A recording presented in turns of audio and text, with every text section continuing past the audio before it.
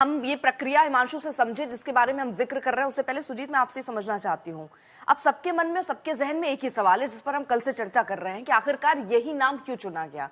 क्या हम अगली पीढ़ी की तरफ बढ़ रहे हैं राजनीति में, खासतौर बीजेपी क्या ये अब नया प्रयोग कर रही है, युवा लाकर एक नया प्रयोग है, या इसको कह सकते हैं कि संगठनात्मक जो कौशल उनकी रही है, चाहे वो कई राज्यों में चुनावों में सही प्रभारी रहे हों, छत्तीसगढ़ में कांग्रेस को हटाने में अहम रोल रहा है, खेमेबाजी से वो दूर रहे हैं, क्या यही वो पॉइंटर्स कह सकते हैं, यही वो बिंदु है जिसकी वजह से आज वो इस पद पर बैठे हैं?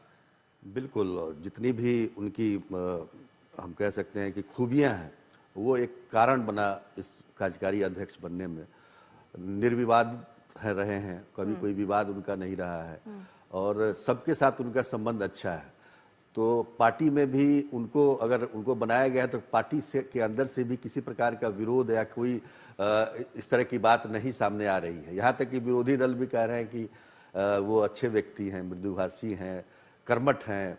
तो इन सब चीज़ों को ध्यान में रखते हुए नेतृत्व ने फैसला लिया है। और एक बात और जो हिमांशु ने कही कि 2 टर्म बन सकते हैं, तो अभी 2026 में अगर वो बनते हैं तो 29 का चुनाव भी उन्हीं के अंडर में होगा। तो उनके पास पर्याप्त समय है तैयारी करने का। और चूंकि वो खुद 45 वर्ष के हैं तो उनकी टीम भी युवा ही होगी, क्योंकि बहुत ज़्यादा उम्र दराज लोग उनके अंडर में काम करने में वो मतलब उनके लिए सही नहीं होगा।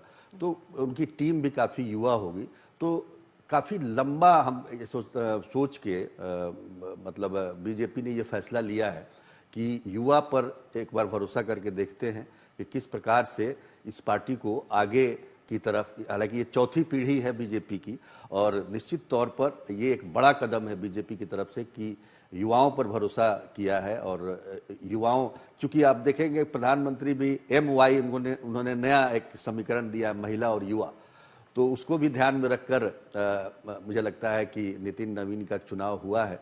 और बाकी जो आपने बताया कि छत्तीसगढ़ में जो उन्होंने काम किया, छत्तीसगढ़ के बारे में ये कहा जाता था कि वहाँ मतलब बीजेपी का आना बड़ा ही मुश्किल मतलब था, लेकिन इसके बावजूद अपनी मेहनत से, अपने कौशल से बीजेपी को प्रचंड बहुमत के साथ सत्ता में लाए। तो ये सब खूबियां हैं उनमें। और जो भी उनको जिम्मेदारी दी गई है अब तक, चाहे राष्ट्रीय युवा मोर्चा की जिम्मेदारी हो या फिर मंत्री पद हो या तमाम तरह की जो भी जिम्मेदारी दी गई है, बाखूबी उन्होंने निभाया है। तो और एक कारण और मुझे लगता है इसमें, बंगाल चुनाव का भी ध्यान में रखा गया है। बंगाल चुनाव में देखिए, बंगाल में ज़्यादा कास्ट का फैक्टर नहीं होता है, लेकिन वहाँ एक क्लास है, एलिट क्लास, भद्र लोग जिसको कहते हैं। हाँ, इसको जरा बंगाल के एंगल को समझेंगे, क्योंकि इसमें मैसेजिंग तो नहीं कही जा सकती, क्योंकि हम अमूमन देखते हैं, या तो आप, जैसे हम कल भी बात कर रहे थे, आप अगर मंत्री पद दे